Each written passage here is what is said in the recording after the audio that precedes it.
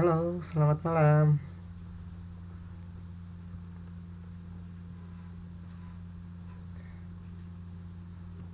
Selamat malam, Saudara Rosita. Selamat malam juga, Saudara Mimi. Ketemu lagi dengan saya ya. Baik, sambil menunggu teman-temannya, nanti kita nunggu sampai 10 menit biar teman-temannya berkumpul dulu. Mungkin bisa diberitahu kalau kelas ini sudah dimulai.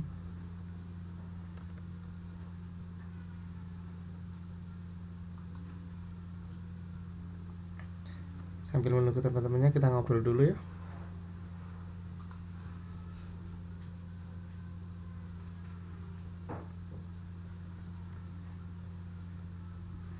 Nanti kalau suara saya kurang jelas, tolong diberitahu ya.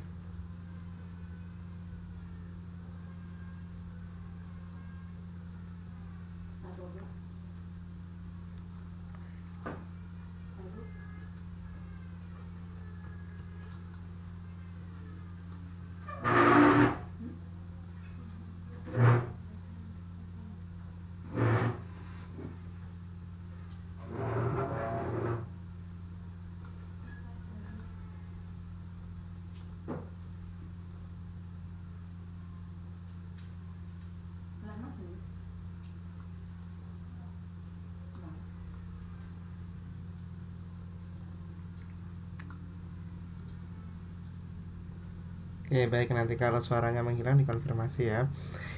Ini saya mengaktifkan untuk mikrofonnya Rosita dan Mimi nggak bisa ya, kenapa? Mikrofonnya ini saya aktifkan ini. Halo?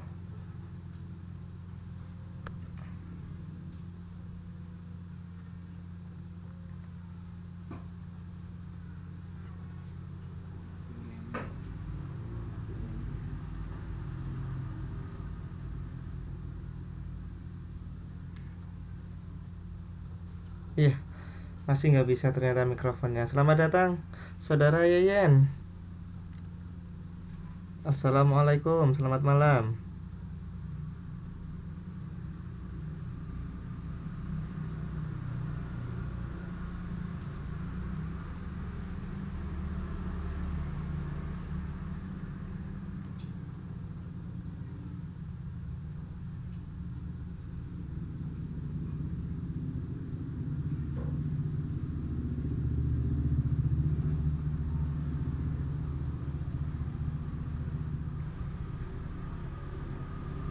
Iya, gak bisa diaktifin ini. Kenapa ya?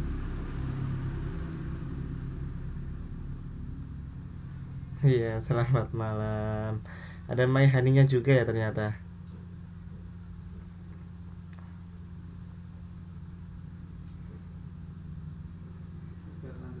Kita tunggu 5 menit lagi ya teman-temannya. Setelah 5 menit kita tunggu, nanti kita mulai kelas kita. Biar nanti teman-temannya menyusul. Baik, udah ada 6 orang ini yang hadir. Selamat malam buat Saudara Rahayu, Sofia Karin, dan Saudara Huda. Selamat malam ya. Oke, selamat datang di kelas PPKN. Ini pertemuan kita yang kedua kalinya. Ya, baru 6 orang ini yang hadir.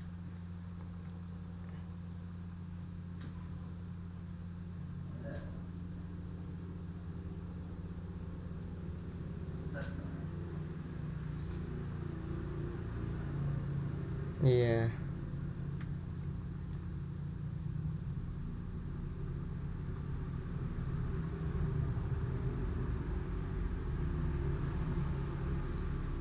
Ngomong-ngomong, pada sibuk apa malam hari ini?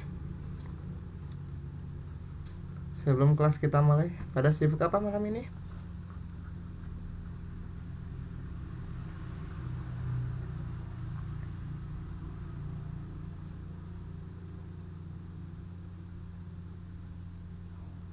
Halo, bisa dengar suara saya?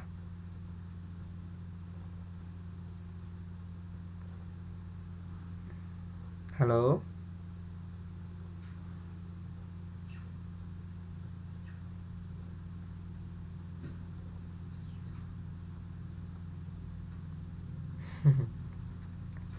Ya. Oke, kita tunggu 3 menit lagi teman-teman ya. Semoga malam hari ini yang hadir banyak ya. Baru 6 orang yang masuk.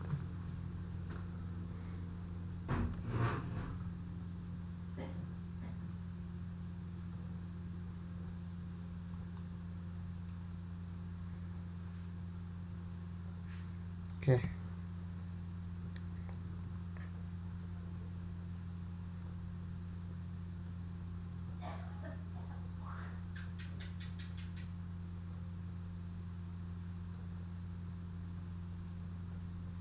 Selamat datang Saudara Luna. Selamat datang di kelas. Baik, sambil menunggu teman-temannya yang hadir, karena kemarin ini kan perkenalannya belum begitu dalam ya kan. Ini saya kenalkan lagi, siapa tahu ada yang belum kenal dengan saya. Ini saya kenalkan yang lebih detail lagi. Ya siapa tahu nanti kalau sudah pulang ke Indonesia bisa mampir ke rumah saya. Ini bisa dilihat untuk profil-profil saya terlebih dahulu.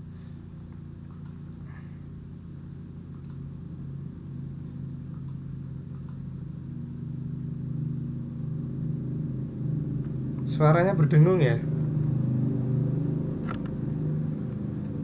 Bagaimana untuk sekarang? Masih berdengung?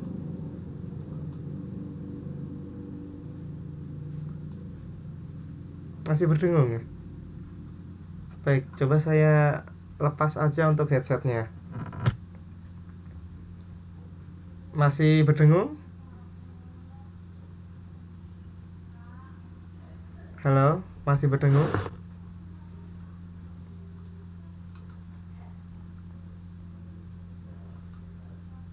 Sama ya? Kenapa ini?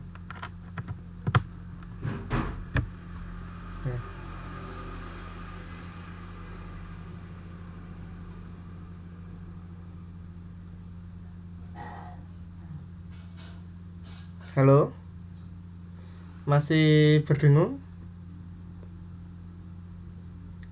Kira-kira untuk suara saya jelas atau tidak?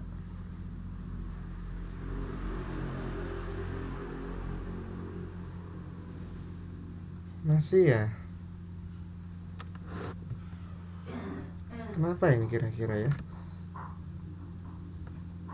Jelas ya suara saya?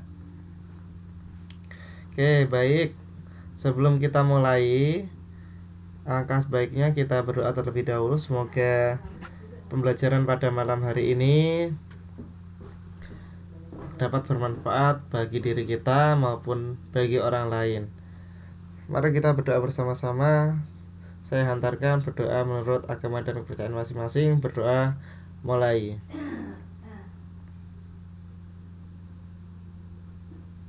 Berdoa selesai. Ya, ini saya lebih jelaskan kemarin untuk data diri saya. Mungkin kemarin belum begitu jelas karena baru pertama kali, jadi masih bingung karena masih ya istilahnya baru adaptasi dengan aplikasi baru. Dan ini kemarin sudah banyak belajar. Alhamdulillah sudah sedikit bisa memahami aplikasi-aplikasi yang ada di sini, kegunaan dari tool-toolnya.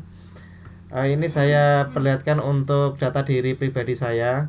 Nama saya Faris Mansur, biasa dipanggil dengan Ferry. Alamat saya di Jepara, tepatnya di Desa Kaliaman, RT 2 RW 4, Kecamatan Kembang, Kabupaten Jepara. Program pendidikan saya itu pendidikan administrasi perkantoran. Jadi saya asli pendidikan. Tempat tanggal lahir di Jepara 22 Oktober 1989. Tepatnya usianya adalah 26 tahun. Agamanya adalah Islam. Oke. Yang selanjutnya berkaitan dengan hobi. Hobinya itu hobi berwisata dan hobi olahraga. Nah, ini untuk riwayat pendidikan saya. Bisa dilihat, saya dulunya ya ulang tahunnya udah lewat. Ini saya dulunya di madrasah MI Raudhatul Muhtadin. Kemudian masuk SMP di SMP Negeri 3 Kembang.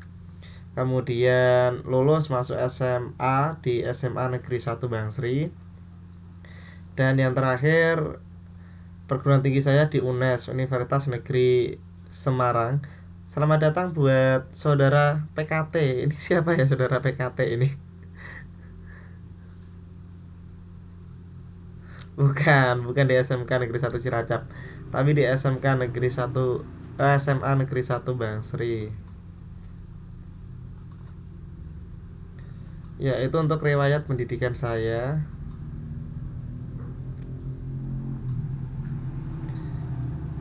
Nah, ini untuk moto hidup saya. Saya yakin untuk semua yang ada di sini memiliki moto hidup.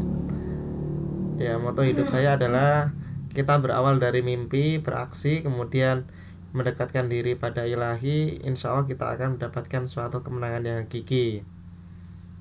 Seperti itu. Mungkin dari saudara-saudara semua ada yang memiliki moto lebih dari ini, malah itu lebih bagus lagi. Yang selanjutnya, bentar. Nah, kerjaan saya sebagai seorang pendidik di salah satu SMK swasta di Jepara. Dan ini saya sedang mengisi kegiatan motivator yang ada di SD. Ada kegiatan motivator yang ada di SD ini. Oke, baik. Pengenalan yang selanjutnya, dan ini sebagai akhir kata dari saya. Oke. Berdoa selalu tidak menyepelekan mimpi-mimpi yang sekecil apapun itu, karena dari situ merupakan rangkaian mencapai cita-cita. Fokus pada tujuan, belajar terus, menambah pengalaman, perbanyak jaringan, banyak membaca, tekun, disiplin, melakukan usaha maksimal untuk mendapatkan hasil yang maksimal. Oke, semangat ya. Malam ini masih semangat ya. Baik, saya yakin malam ini pasti semuanya semangat. Itu dari saya, dari perkenalan diri saya. Mungkin kemarin kurang lengkap dan hari ini saya lengkapi seperti itu. Hal yang ditanyakan terlebih dahulu sebelum saya beralih ke yang lain. Ada yang ditanyakan? Baik, tidak ada yang ditanyakan ya. Berarti semuanya udah jelas.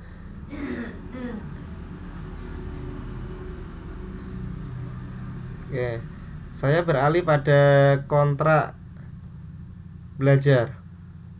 Untuk status masih lajang, belum menikah. Statusnya masih lajang, belum menikah.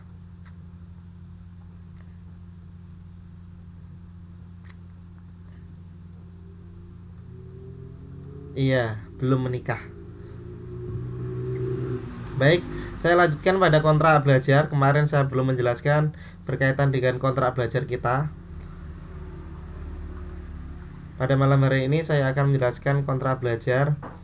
Pada kontrak belajar ini saya nanti akan menjelaskan berkaitan 3 hal, yaitu berkaitan dengan alur waktu di kelas, kemudian peraturan, dan penilaian.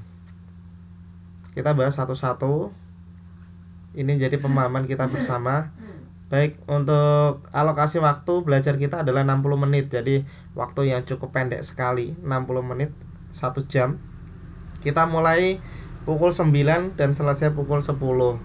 Nah, ini sudah saya bagi-bagi. Semoga nanti sesuai dengan planning yang ada di sini. Kita masuk tepat pada jam 9. Nanti jam 9 sampai jam 9 lebih 10 menit itu adalah waktu mengkondisikan. Ya seperti ini tadi, kita sambil menunggu teman-teman yang ada, kita kondisikan terlebih dahulu kurang lebih 10 menit. Kemudian setelah itu kita lakukan pembukaan pembelajaran. Setelah itu baru kita lakukan mentoring. Dan yang selanjutnya kurang lebih jam 9.55 sampai jam 10 itu nanti kita lakukan penutupan. Oke, terima kasih Saudara Sofia Karin sudah mengingatkan saya. Ya, alhamdulillah ini sudah saya rekam. Kemudian itu untuk waktu. Kemudian untuk penilaian masalah skor, nanti ada beberapa penskoran. Yang pertama yaitu kuis. Kuis ini nanti dilaksanakan pada waktu proses pembelajaran. Jadi kapanpun saya bisa melaksanakan kuis. Mungkin kuisnya saya mengajukan pertanyaan kepada saudara-saudara, saya menunjuk nama dan lain sebagainya seperti itu. Itu nanti ada nilainya. Atau mungkin saya melemparkan sebuah pertanyaan, kemudian salah satu di antara teman-teman yang di sini nanti bisa menjawab ya. Nanti kalau menjawab tolong diberikan nama aslinya ya. Pakai nama asli. Karena ini kalau pakai nama yang ada di sini ini kan belum kelihatan nama aslinya. Jadi nanti repot dalam proses penilaian. Kemudian yang berikutnya yaitu ulangan. Ulangan nanti kita laksanakan pada saat kompetensi dasarnya sudah selesai. Ketika kompetensi dasarnya sudah selesai, maka kita laksanakan ulangan. Kemudian nanti ada tugas atau PR. Ada PR yang dikerjakan di rumah, kemudian kita kumpulkan. Selanjutnya ada UTS, ujian tengah semester. Kemudian nanti ada US, ujian semester. Nah, nilai nanti ini diakumulasi menjadi satu, akhirnya menjadi nilai rapot untuk saudara-saudara. Bisa dipahami sampai di sini mungkin?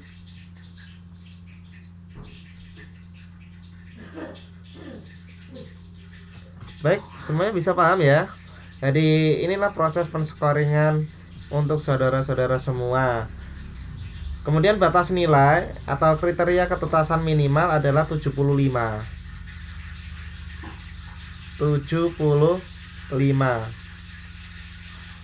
Jika kurang dari 75 maka dilaksanakan remedial. Ya, dilaksanakan remedial atau mengulang kembali. Nah, semua nilai kuis sampai US nanti dijumlahkan menjadi satu dan dirata-rata. Rata-rata itulah nanti yang akan menjadi nilai rapot dari saudara-saudara. Seperti itu. Mungkin ada yang tanyakan terlebih dahulu sebelum. Ya, itu nanti paling rendah 75. Nilainya paling rendah 75 untuk KKM. 75. Jadi nanti kalau ulangan nilainya kurang dari 75, maka dari saudara-saudara nanti mengulang kembali. Ada yang namanya remedial. Seperti itu, remedial. Untuk menuntaskan kekurangan nilai tadi. Misalkan dapat 74, berarti harus mengulang lagi untuk bisa mendapatkan 75. Ya, seperti itu ya. Mungkin ada yang ditanyakan lebih dahulu sebelum saya lanjutkan. Silakan, tidak apa-apa. Jadi jangan dianggap ini menyeramkan. Insya Allah nanti dapat fleksibel. Kalau ini sifatnya nanti fleksibel saja. Fleksibel. Jadi jangan ditakuti, waduh harus nilainya 75 ya, nanti ada remedi. Ulangannya pun mudah-mudah. Kalau saya membuat ulangan tuh mudah-mudah, nggak ada yang susah. Seperti itu ya. Dan saya yakin semuanya pasti bisa mengerjakan. Oke. Baik, ada yang tanyakan berkaitan dengan kontrak belajar kita? Iya, untuk kuis nanti langsung di pelajaran. Contohnya, misal saya menjelaskan bab ini, bab 1 gitu kan. Nanti di dalam bab 1 itu tiba-tiba saya menanyakan sesuatu. Kemudian nanti di antara saudara-saudara ada yang menjawab, berarti ada yang menjawab, dan nanti orang yang menjawab itu akan mendapatkan nilai tersendiri. Itu yang saya anggap nilai kuis. Iya, seperti itu. Kebetulan kalau tidak masuk, kemudian saya mengadakan kuis, ya tidak dapat nilai. Seperti itu. Nanti nilainya diakumulasi semuanya dari nilai kuis dan seterusnya. Mungkin ada yang tanyakan lagi? Iya, hampir kayak siapa cepat dia dapat kayak gitu. Saudara Rosita jarang masuk ya? Kenapa saudara?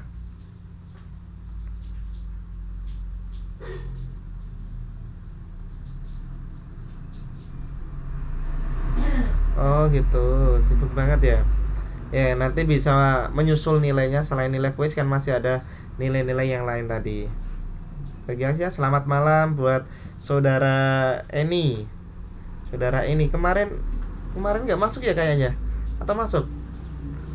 Untuk saudara Eni.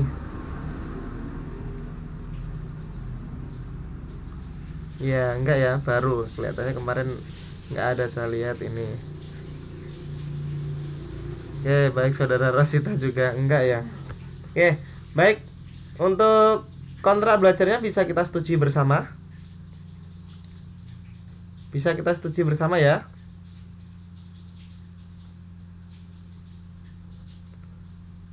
Oke, baik. Kalau sudah setuju bersama, kita sudah setujui, kita sudah sepakati, kita segera masuk ke materi. Kita masuk ke materi. Jadi perkenalan kita sudah, semoga nanti menjadi suatu silaturahim yang tidak bisa terpisahkan. Baik itu nanti kita di dalam kelas maupun kita sudah keluar kelas, ya silaturahim kita tetap terjaga. Seperti itu. Kemudian kontrak belajar kita sudah setujui bersama, maka inilah nanti yang akan kita laksanakan. Baik, kita langsung pada masuk ke materi. Ya. Kemarin kita sudah membahas berkaitan dengan norma-norma ya kan. Ada berbagai macam banyak norma. Nah, di bab-bab yang pertama ini memang kita banyak membahas berkaitan dengan norma-norma yang berlaku dalam kehidupan bermasyarakat, berbangsa dan bernegara.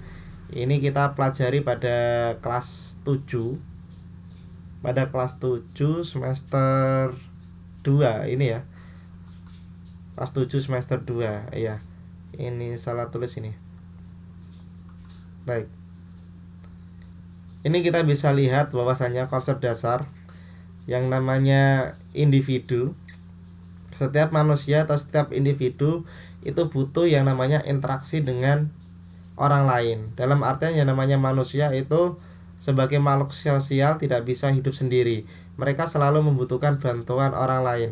Baik itu bantuan secara individual, manusia dengan manusia, ataupun bantuan secara berkelompok, yaitu manusia individu, manusia yang satu dengan kelompok yang lainnya, ataupun kelompok dengan kelompok yang lainnya.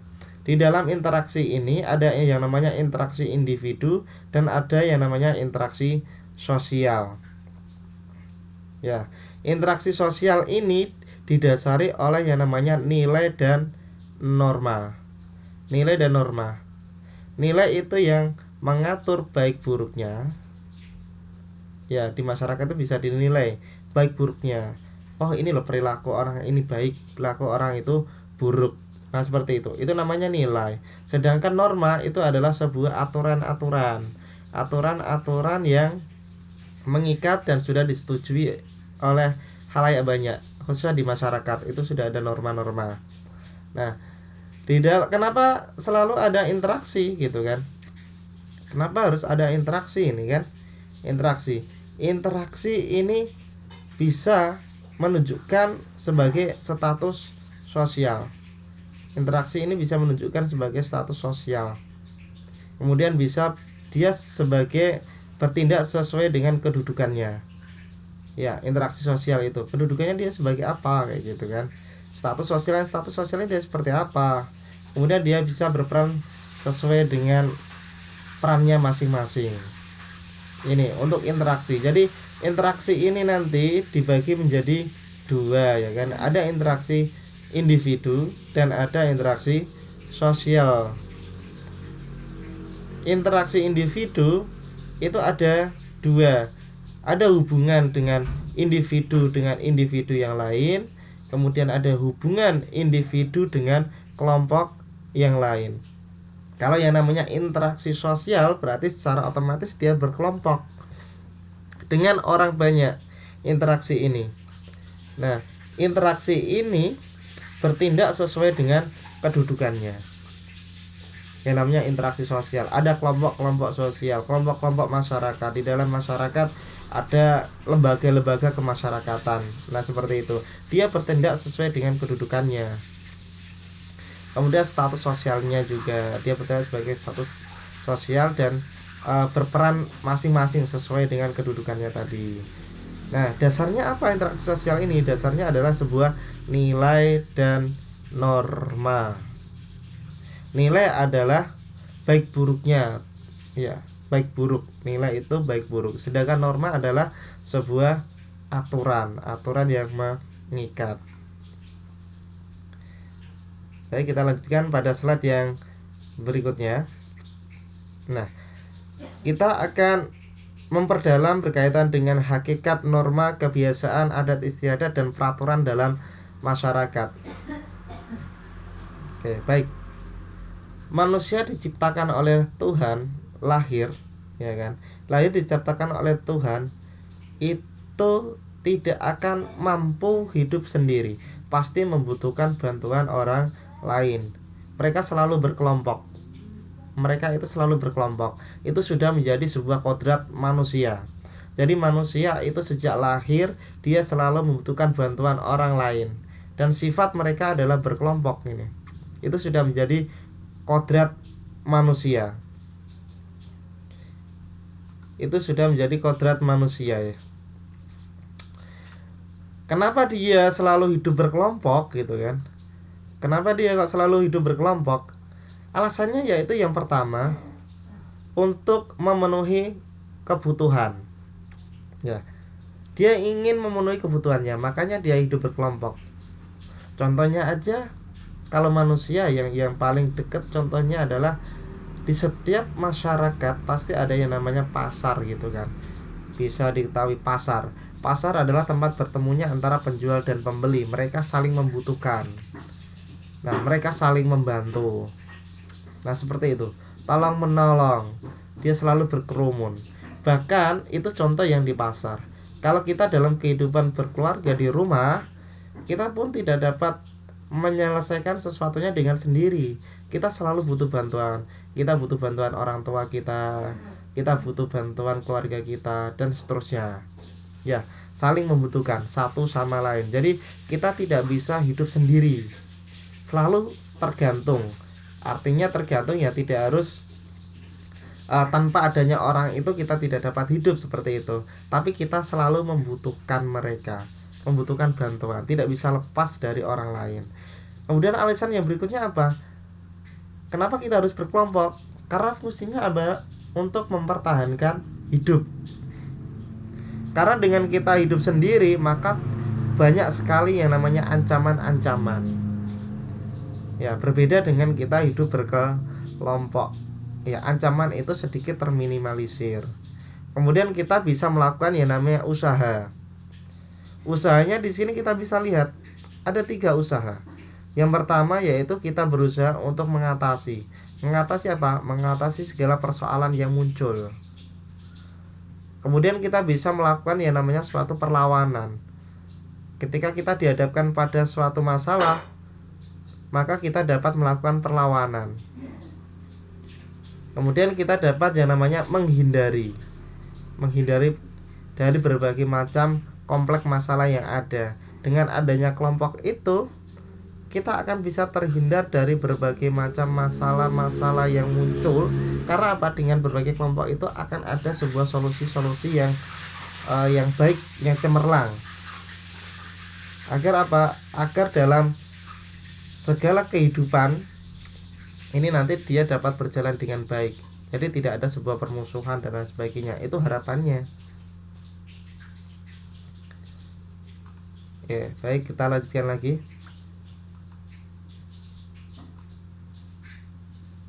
Ke slide yang berikutnya. Nah,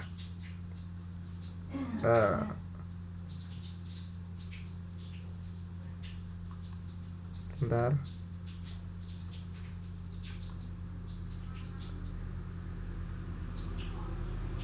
Oke. Ini berkaitan dengan kontak ya. Setiap manusia pasti dia melakukan yang namanya kontak. Ya. Kontak ada 2. Yang pertama yaitu kontak yang menyenangkan, yaitu kepentingan yang saling memenuhi. Karena kita hidupnya bersama-sama, ada kontak yang menyenangkan antar sesama, antar kelompok. Artinya apa? Kepentingan kita saling memenuhi, kita saling membutuhkan satu sama lain. Namun ada juga yang namanya kontak yang tidak menyenangkan. Kontak tidak menyenangkan ini berkaitan dengan kepentingan yang akibatnya malah menimbulkan sebuah persaingan atau perlawanan.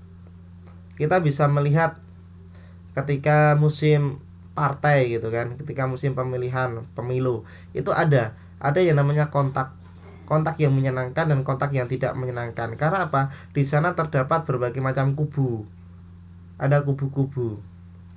Ada kubu yang dia satu kepentingan saling memenuhi, mereka saling mendukung, dan ada kubu yang kepentingannya ternyata berlawanan kayak gitu kan. Akhirnya apa? Menimbulkan sebuah perbedaan. Ya, muncul sebuah gap ya. Sebuah permusuhan seperti itu. Ada sebuah perbedaan ya, betul sekali. Untuk saudara Hermiati ada perbedaan pendapat ya kan. Perbedaan visi dan misi mereka. Karena ini apa? Kontak dia berkelompok, kontaknya kontak kelompok kayak gitu kan. Nah, dalam mengatasi gangguan kepentingan ini ada usaha yang manusia lakukan gitu kan. Kenapa harus ada usaha? Karena tujuannya apa? Agar tatanan masyarakat ini tertib, ya kan? Manusia selalu berusaha agar tatanan ini tertib, ya. Agar apa? Agar aman, agar damai, agar menjamin kelangsungan hidup. Hidup tertib, tidak ada masalah-masalah yang mengguncang. Maka apa? Walaupun terdapat suatu kontak yang berbeda, baik itu menyenangkan maupun tidak menyenangkan, namun manusia itu selalu berusaha. Usahanya apa? Dia selalu berusaha untuk menjadikan hidupnya itu tertib, aman, damai, dan menjamin kelangsungan hidup. Artinya apa? Dia pengennya hidupnya adalah tentram, tidak ada masalah yang muncul, walaupun sebenarnya ada berbagai macam kubu atau ada berbagai macam kelompok-kelompok yang tidak sesuai dengan kepentingan. Yang namanya manusia seperti itu memang. Ada yang tanyakan dulu sampai di sini?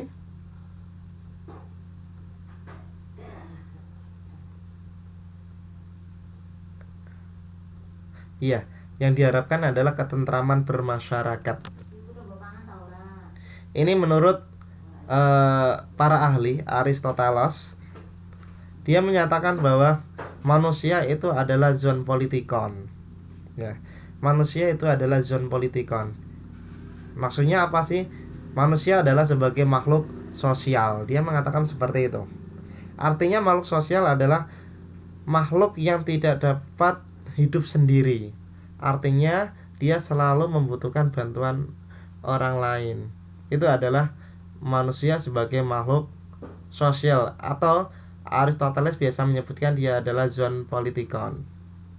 Ya, tidak bisa hidup sendiri. Karena apa? Sejak lahir manusia pasti membutuhkan bantuan orang lain. Ya, contoh saja, ada orang hamil mau melahirkan, dia butuh seorang dokter kayak gitu kan untuk melahirkan. Artinya apa? Dia baru lahir aja sudah membutuhkan bantuan orang lain kayak gitu kan. Kita sudah dewasa pun butuh bantuan orang lain seperti itu. Kemudian untuk menurut Hans Kelsen, oke, baik, saudara Rahayu mau izin kemana?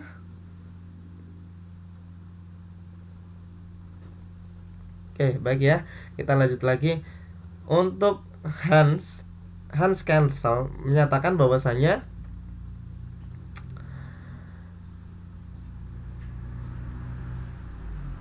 halo. Oke. Hans Kelsen menyatakan bahwasanya man is a social and political being. Nah, seperti ini ya. Bahwasanya manusia adalah makhluk sosial dan manusia adalah makhluk yang selalu berorganisasi.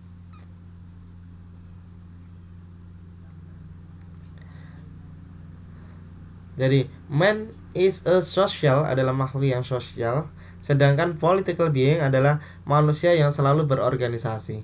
Kita sudah jelas kalau makhluk sosial adalah makhluk yang tidak dapat hidup sendiri. Artinya apa? Selalu membutuhkan bantuan orang lain. Apapun itu, kita butuh bantuan orang lain. Walaupun kita mungkin berkata, saya bisa hidup sendiri. Ya, kalau dibuktikan coba dilepas di hutan hidup sendiri, apakah bisa bertahan lama seperti itu? Saya yakin tidak. Pasti dia butuh bantuan orang lain. Karena apa? Ancaman-ancaman yang akan menghampirinya lebih besar ya dibandingkan dia hidup berkelompok. Nah seperti itu, pasti dia akan bantu orang lain. Dan manusia adalah selalu hidup berorganisasi, ya, hidup berorganisasi. Kita berkeluarga itu adalah merupakan suatu bentuk organisasi terkecil, ya. Organisasi terkecil di masyarakat adalah keluarga. Nanti naik, kalau di Indonesia itu kan ada tingkat RT, tingkat RW, masuk ke desa, masuk ke kecamatan, masuk ke kabupaten, ke provinsi, sampai dengan pusat nasional. Itu adalah merupakan suatu bentuk organisasi-organisasi, dan dia selalu membentuk organisasi. Ada kepalanya, ada namanya kepala keluarga. Nah seperti itu ya. Secara hukum sosial adalah hubungan antara subjek yang saling menyadari kehadirannya masing-masing, ya. Kita sadar, saling sadar, ada interaksi yang namanya interaksi sosial, ya. Ada yang namanya relasi sosial, relasi hubungan dengan orang lain, dengan masyarakat, kayak gitu kan. Hubungan dengan banyak orang. Sosial ini dikatakan adalah sebagai masyarakat, relasi masyarakat, orang banyak. Ada interaksi, ada tindakan terhadap masyarakat. Nah seperti itu. Ada hukum sosialnya. Itu yang perlu dipahami kita bersama. Jadi perlu saya ulang kembali bahwasanya yang ahli Aristoteles ini menyebutkan bahwasanya manusia adalah sebagai makhluk sosial, atau dikatakan sebagai zoon politikon, ya, zoon politikon. Makhluk sosial itu adalah makhluk yang tidak dapat hidup sendiri, atau dia selalu membutuhkan bantuan orang lain. Kemudian menurut Hans, manusia adalah sebagai makhluk sosial, atau man is social. Dan manusia manusia selalu berorganisasi, atau political being. Nah seperti itu. Ada yang tanyakan sampai di sini? Silakan ditanyakan terlebih dahulu. Baik, tidak ada ya. Kalau tidak ada, saya nggak paham. Ya.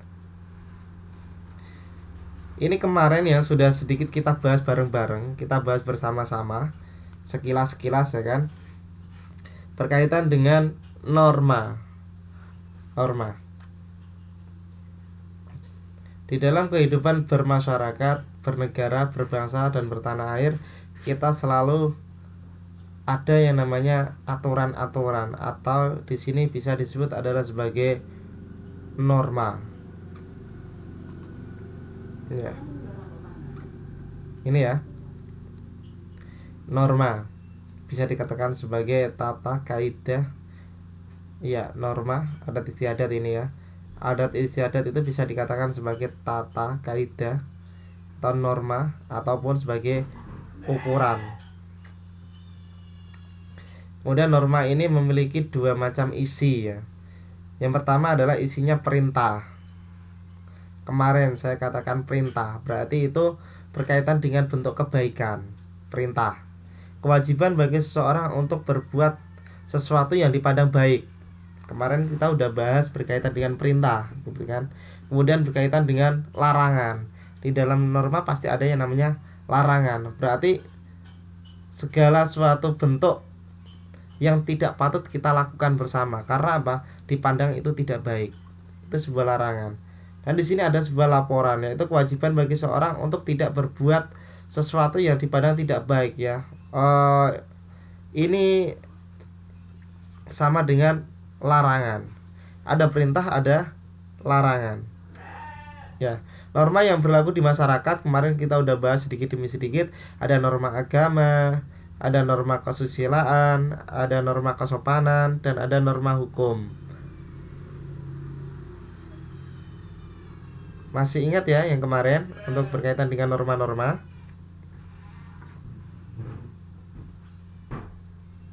Oke. Dan ini untuk slide saya kelihatan tidak ini? Kelihatan ya? Baik, kita bahas yang kemarin ya, norma agama. Jadi norma agama adalah peraturan hidup yang harus diterima manusia sebagai sebagai perintah dan larangan, gitu kan. Sumbernya dari siapa? Sumbernya dari Tuhan. Kemarin sudah saya katakan bahwa kalau norma agama adalah bersumber dari Tuhan. Yang menghakimi siapa? Yang menghakimi adalah Tuhan. Ya. Akibat dari melanggar ini apa? Mendapat hukuman dari Tuhan yang berupa siksa kelak di akhirat. Seperti itu. Ya. Ada siksa di akhirat. Ini yang terjadi. Kemarin saya contohkan bahwasanya ketika ada orang berbuat dosa gitu kan, atau melakukan suatu misal kebohongan. Kebohongan itu dia akan mendapat sebuah balasannya adalah sebuah dosa, dan nanti ketika dosa itu ditimbang-timbang ternyata lebih banyak, maka dia akan mendapatkan suatu siksa atau masuk neraka. Oke. Baik, saya kasih contoh untuk norma dan laporan. Laporan di sini artinya adalah larangan. Kembali lagi ya. Larangan. Norma itu adalah sebuah aturan-aturan yang mengikat yang sudah disetujui oleh masyarakat. Kita sudah setuju aturannya. Ya. Ada berbagai macam aturan. Aturan-aturan yang ada. Contoh ada aturan di masyarakat itu. Misal ada seorang pemuda dan pemudi. Di desanya sudah jelas ada larangan bahwasanya untuk pemuda dilarang berkunjung ke tempat wanita lebih dari jam 10 malam. Nah, seperti itu. Lebih dari jam 10 malam. Ternyata dia melanggar aturan itu, berarti dia melanggar sebuah norma yang berlaku. Ya, dia melanggar sebuah norma. Ini norma secara umumnya dulu. Ya, dia melanggar norma. Kayak gitu kan. Dia melakukan suatu pelanggaran. Itulah dikatakan norma. Karena apa? Dia telah melanggar sebuah aturan disetujui oleh masyarakat, kayak gitu. Yang harusnya dia sebelum jam 10 itu sudah pulang, tapi ternyata dia masih di situ. Dia akan mendapatkan sebuah sanksi dari masyarakat. Mungkin sanksinya nanti bisa digerebek, ataupun malah mungkin ada di suatu daerah itu dinikahkan. Nah, seperti itu. Dinikahkan. Ya, mungkin tadi yang bertanya soal norma seperti itu contohnya. Kemudian larangan adalah segala sesuatu yang tidak baik kita lakukan. Larangan atau bentuk laporan tadi. Itu segala bentuk yang tidak patut kita lakukan. Artinya apa? Di situ tadi teman-teman sudah banyak ini sudah membicarakan masalah bohong gitu kan. Bohong itu boleh atau tidak? Bohong itu baik atau tidak gitu kan? Kalau bohong untuk yang tidak baik, artinya bohong itu tidak boleh dilakukan. Ya, itu namanya larangan. Itu berada di norma agama. Karena menurut agama bahwasanya berbohong itu dosa. Berbohong itu dosa. Sudah jelas bahwasanya berbohong itu dosa. Nah, tapi berbeda lagi, ada bohong tapi dia tidak berdosa. Saya contohkan seperti ini.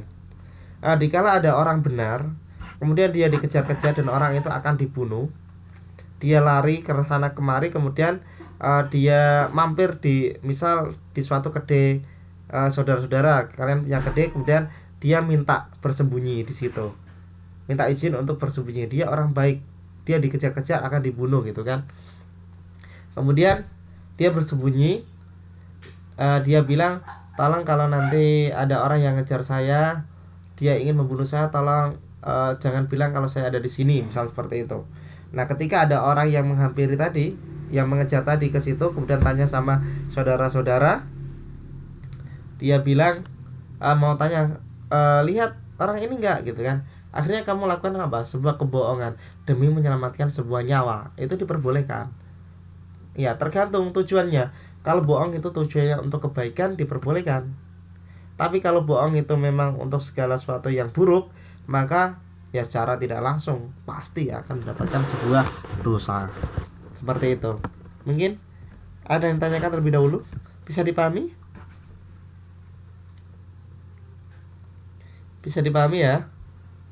Iya, itu tadi bohong demi kebaikan itu boleh, diperbolehkan. Bisa ya? Baik. Yang berikutnya adalah berkaitan dengan norma kesusilaan. Ya, norma kesusilaan. Ya, kesusilaan ini bisa kita lihat bersama-sama adalah peraturan hidup yang bersifat umum dan universal. Artinya umum masyarakat melakukan, umum masyarakat mengerjakan. Kalau itu dilakukan, maka akan menimbulkan suatu penyesalan pada dirinya. Sumbernya adalah hati nurani atau sanubari manusia itu sendiri. Akibatnya adalah apa? Penyesalan. Ya, ada penyesalan. Yang sering kita lihat kesusilaan, mungkin ada melakukan suatu tindakan yang tidak baik gitu kan. Mungkin ada seorang laki-laki memegang bagian tertentu dari perempuan yang harusnya tidak boleh dipegang, itu melakukan suatu melanggar norma kesusilaan kayak gitu. Ada melanggar norma kesusilaan. Yang artinya apa? Perbuatan yang dilakukan itu tidak baik, ya, tidak baik. Ketika dia sudah melakukan itu, harusnya, ya kan? Harusnya yang terjadi adalah sebuah penyesalan pada dirinya. Seperti itu, ada sebuah penyesalan. Atau misal kalau dalam lingkup anak muda, yaitu pacaran yang berlebihan. Nah, seperti itu. Dia melakukan hal yang seharusnya belum dilakukan tapi ternyata sudah dilakukan. Itu pun yang namanya melanggar norma kesusilaan. Ya, akhirnya juga apa? Penyesalan. Ada sebuah penyesalan. Nah, seperti itu. Ada yang tanyakan dulu berkaitan dengan norma kesusilaan? Ya, susila ya. Baik, tidak ada yang tanya ya. Berarti saya anggap semuanya sudah paham. Kita lanjut yang berikutnya, yaitu norma. Ya, kalau cuma godain boleh ya Pak. Ya, kalau godain kira-kira nanti dapat merugikan orang lain tidak ya? Kalau godainnya yang biasa-biasa aja sih tidak masalah. Tapi kalau godainnya yang berlebihan, itu pun bisa masuk pada norma kesusilaan, ya kan? Nanti kalau dilaporkan, mungkin karena digodain gitu kan, akhirnya yang digodain tidak terima, akhirnya melaporkan ke suatu pihak, melaporkan ke orang tuanya atau apa, akhirnya apa? Dilabrak atau bagaimana?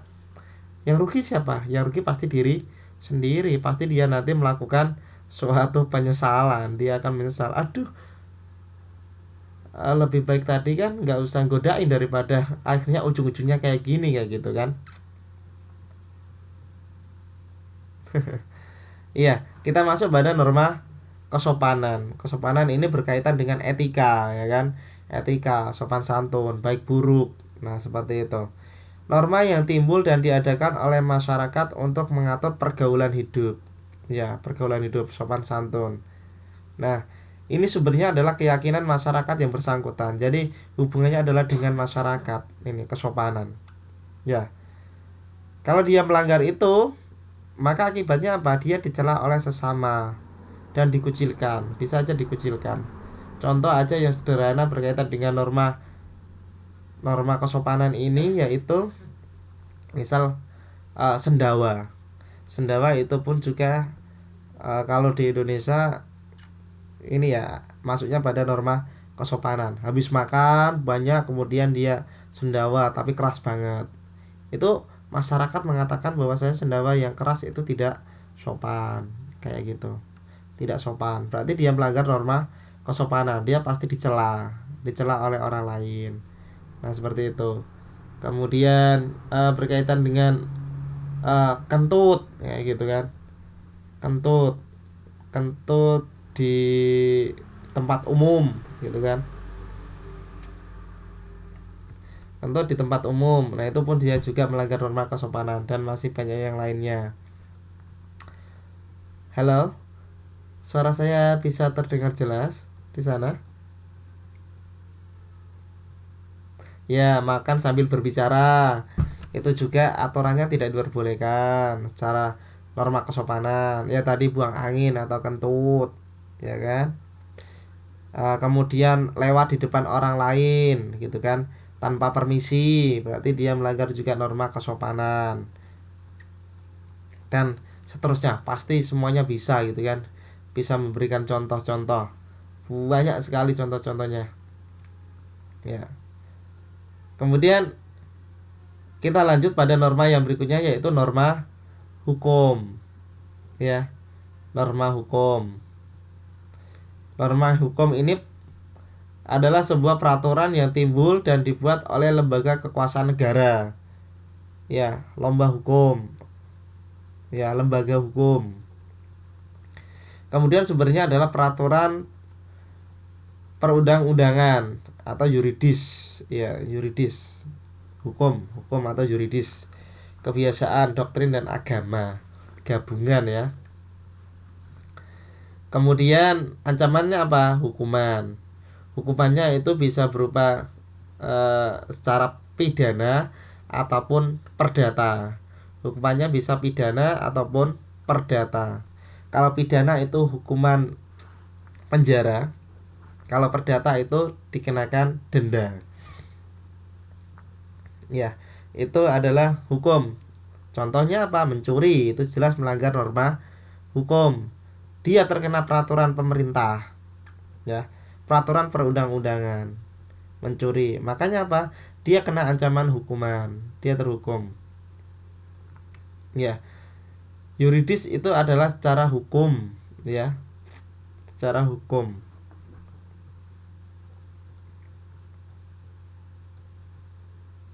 Perdata ringan, iya perdata ringan contohnya apa? Saya contohkan, berangkat kerja tidak bawa SIM, ternyata ada operasi. Kalau ketangkep berarti kena hukum, tetapi nanti dia hukumnya adalah hukum perdata. Hukumnya perdata, tidak sampai di penjara. Saya belum pernah melihat ada orang tidak bawa SIM sampai di penjara gitu kan. Ya agak pakai helm itu juga kena hukum. Tapi hukumnya adalah hukum perdata, dia mengganti denda atau pajak negara. Seperti itu. Bisa dipahami ya? Baik, bisa dipahami bersama. Ya. Nah, pada kesempatan ini kita akan kaji berkaitan dengan perbedaan antara kebiasaan dengan adat istiadat. Ya. Doktrin itu artinya dipengaruhi. Doktrin. Selalu doktrin gitu kan. Dia selalu dipengaruhi gitu kan. Kalau istilahnya ada seorang teroris gitu kan. Seorang teroris untuk merekrut orang itu dia harus didoktrin. Ya, dipengaruhi, dikasih gambaran-gambaran dan seterusnya. Akhirnya apa? Dia jadilah seorang teroris. Itu dia didoktrin. Ya, dipengaruhi, dimasuki. Ada perbedaan antara kebiasaan dan adat istiadat. Kita bisa melihat dulu yang namanya kebiasaan. Itu norma yang keberadaannya dalam masyarakat diterima sebagai aturan yang mengikat ataupun tidak ditetapkan pemerintah. Ya, tingkah laku dalam masyarakat bukan berarti sebuah tradisi yang ada dalam masyarakat. Itu kebiasaan. Segala sesuatu yang sering kita lakukan secara berulang-ulang, itu yang namanya kebiasaan.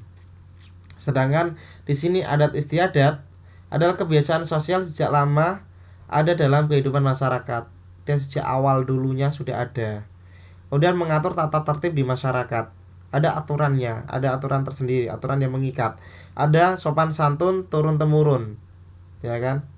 Sampai orang itu tidak mau untuk melanggarnya, takut untuk melanggarnya. Kemudian ada, dia merupakan suatu tradisi berhubungan dengan tradisi rakyat yang turun temurun, dan dia bersumber dari sesuatu yang suci ataupun sakral. Ada sumbernya. Kalau adat istiadat, kalau kebiasaan itu hanya segala sesuatu yang kita lakukan secara berulang-ulang kayak gitu kan, secara berulang-ulang. Jadi peraturannya itu tidak ditetapkan. Peraturannya tidak ditetapkan di masyarakat, tidak tertulis seperti itu. Oke. Baik, sampai di sini ada yang ditanyakan terlebih dahulu karena waktu kita sudah hampir selesai. Silakan bertanya terlebih dahulu sebelum kita akhiri pertemuan pada malam hari ini.